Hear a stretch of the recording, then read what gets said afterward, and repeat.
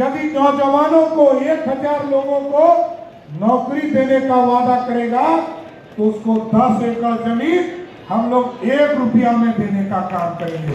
कि बिहार की जनता यदि 2025 से 30 का मौका देगी सरकार चलाने का तो बिहार के लोगों को 1 करोड़ सरकारी नौकरी और रोजगार देने का काम बिहार की एनडीए सरकार देगी। साथियों, हमने पूजा की पद्धति बदला है, अपना पूर्वज नहीं बदला है। साथियों, पूर्वज तो भगवान राम है।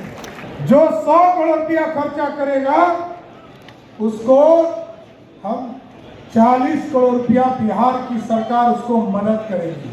और बिहार के यदि नौजवानों को 1000 लोगों को नौकरी देने का वादा करेगा तो उसको 10 एकड़ जमीन हम लोग 1 रुपया में देने का काम करेंगे, मात्र 1 रुपया में। क्योंकि हम इंडस्ट्री से ही बिहार बदल सकता है और रफ्तार पकड़ सकता है। आप याद कीजिए साथियों, 1990 से लेकर 2005 तक जिनकी भी सरकार रही साथियों, उन्होंने 1 लाख लोगों को भी अपने 15 साल के शासन में नौकरी नहीं दिया। लेकिन नीतीश कुमार जी की सरकार ने 2005 से लेकर 2020 तक 7,40,000 लोगों को सरकारी नौकरी दिया।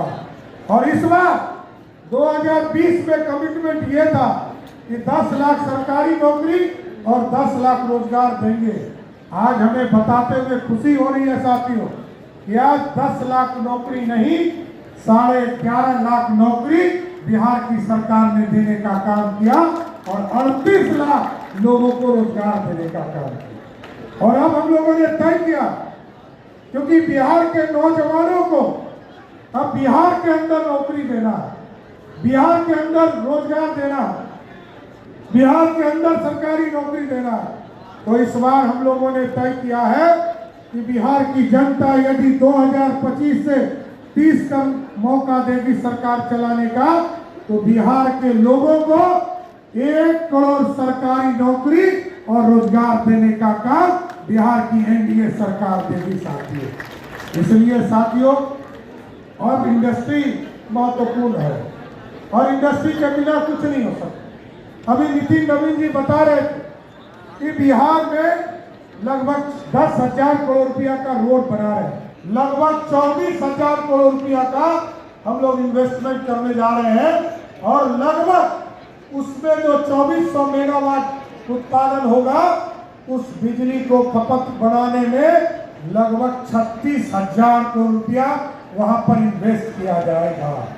इसलिए अब यदि बिहार बदलना है और बिहार को गति से बढ़ाना है और बिहार, ये समझिए कि जिस तरह दिल्ली के चारों तरफ आज आप देखेंगे इंडस्ट्री हब बन चुका है। यदि मुंबई को देखिएगा तो 3 साइड से इंडस्ट्री हब बन चुका है और एक तरफ पानी है। चेन्नई को देखिएगा तो उसके 3 तरफ इंडस्ट्री हब बन चुका है और हमारे यहाँ जो कलकत्ता है इसके चारों तरफ गरीबी है। चाहे वो बंगाल स्वयं हो, बिहार हो, झारखंड हो, उड़ीसा हो, असम हो, इनको आप देखिएगा इसके चारों तरफ, और एक तरफ अंडमान निकोबार है, इसके चारों तरफ गरीबी है।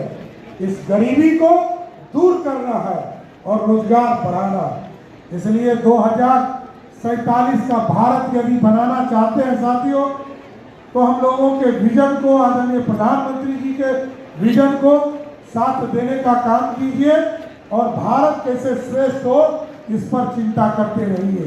क्योंकि आप समझते हैं लगभग 450 वर्षों तक प्रभु श्री राम को जब यहाँ इंतजार करना पड़ सकता है कि हमको एक मंदिर में ले जाना है, तो उसके लिए 450 वर्ष लगे और तब जाकर प्रभु श्री राम एक भव्य मंदिर में जाने का काम किए। यहाँ बैठे हैं रविशंकर प्रसाद जी जो सांसद है पटना के, ये लोअर कोर्ट लड़े, हाई कोर्ट लड़े, सुप्रीम कोर्ट लड़े, तब जाकर भगवान राम को भव्य राम मंदिर में स्थापित करने का काम किया। और आदरणीय गृह मंत्री जी, प्रधानमंत्री जी की प्रेरणा से बिहार के लोकप्रिय मुख्यमंत्री नीतीश कुमार जी ने तय किया कि जिस तरह उत्तर प्रदेश में भव्य राम मंदिर को स्थापित किया गया, उसी तर्ज पर बिहार में भी सीतामढ़ी में भव्य सीता मंदिर में मां सीता को स्थापित करने का काम बिहार की सरकार कर रही है। साथियों, ये है, हम सांस्कृतिक विरासत को भूल नहीं सकते। हम पूजा की पद्धति जरूर बदले।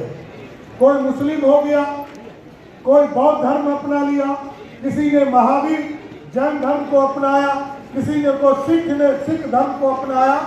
हमने पूजा की पद्धति बदला है, अपना पूर्वज नहीं बदला है। साथियों, पूर्वज तो भगवान राम ही है, भगवान राम ही है, और भगवान राम के ही आशीर्वाद से ये भारत बढ़ रहा है। इसलिए साथियों, 2047 का भारत बनेगा जब बिहार बदलेगा।